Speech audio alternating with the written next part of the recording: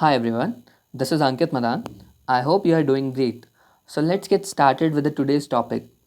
As we can see that there is an increase in demand of sanitizers, the major question which exists in our mind is that whether should we go for sanitizers business or not. I mean, is it going to be lucrative enough that it can sustain in our lives for a longer period of time? So let's study it further.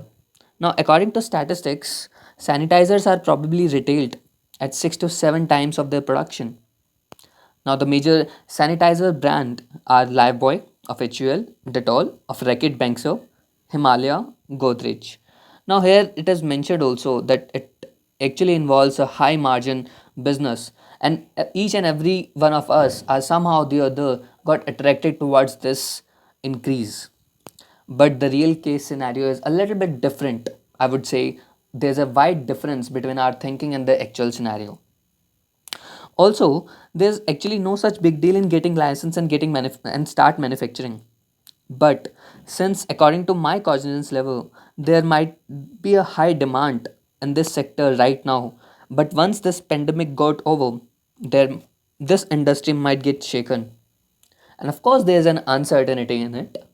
Now, let's look at the production process of sanitizers. So, as far as production is concerned, there are the major ingredient which is involved in sanitizer is actually alcohol. And to be very precise, it includes ethanol and isopropyl in the ratio of 9:1 respectively. Now, ethanol, which is produced from molasses, which is a product of sugar after the crystallization process. Now, this molasses is further fermented through the yeast, which is a kind of virus actually, so as to form a product which is known as rectified spirit, which is again redistilled to make a pure alcohol, which is actually a raw material which is used by manufacturers. Also, what happens is when you start producing all such goods and the services, in this particular process of crystallization, the rectified substance which have been formed from molasses, this is further added, a little bit product is added which is known as bitterant in order to make ethanol. Now, why it is added? Because actually the thing is this bitterant is a non-consumable by humans, and this ethanol is further divided into two categories. And you will be surprised to know that this ethanol is regulated by FSSI, which is known as Food Safety Standards Authority of India. Now, 50% of the ethanol which is produced by the organizations are supplied to oil gas for so that it can be used in oil and petroleum products, and that so that it can least harm our environment. And the remaining 50% is used in FMCG sectors and particularly involved in pharmaceutical industries in order to produce fragrances and deodorants.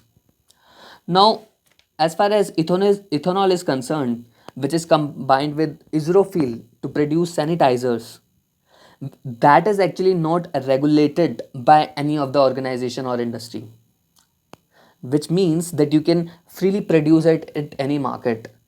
And that is the reason each one, not I would not say each one of us, but some of us are looking for opportunities in this industry. Also, as you can see, I would like to show you the costing analysis of this point. Now, coming on to the price structure, the molasses which is being produced by the organizations is being sold to the companies who don't have any other intermediaries is 3000 rupees per ton. And the process ethanol, as it is mentioned over there, the process ethanol is 65 to 70 per liter and 80 per kg of isopropyl, the alcohol, the product which is involved in order to produce sanitizers, right? So as far as this raw material is concerned, it only costs probably 65, 70, and 80 rupees. And here you can see that the lucrative business sanitizer, I mean, the business costing is involved. As you can see, the raw material for procurement is 100 per kg and the processing and manufacturing cost is 10 rupees. Now, the total cost which is involved in producing or manufacturing this sanitizer is 110 rupees. And the total cost and average selling price for the bulk trade is 750.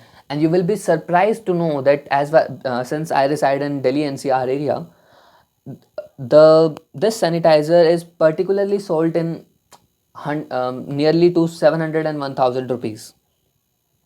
Now you can see what the hike jump is all about. And day before yesterday I was reading an article here that in that article it was mentioned that the prices of these sanitizers can particularly go to 1800 per kg. Now just imagine this hike which is involved in it, right? Also, since as far as economic analysis is concerned, there is no doubt that there is an increase in demand of this sanitizer. But as far as molasses industries is concerned, because this is a general phenomena, whenever there is an increase in demand, the prices of the raw material which is used in making sanitizers is also gonna hike.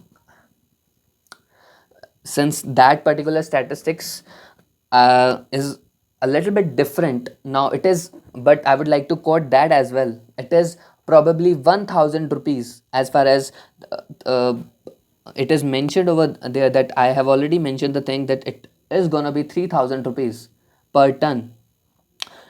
There's a rumor that it can increase to 4500 rupees or maybe more per ton. Now, as far as conclusions are concerned, I would like to quote that it is going to be a promising business in next 1.5 year. But as far as sustainability factor is concerned, somehow the other it is not a sustainable one, and it is a little bit hazy as far as sustainability factor is concerned. So thank you so much. This was all about the scenario which I believe the role of sanitizers or what this industry gonna be. I hope you like it. Thank you.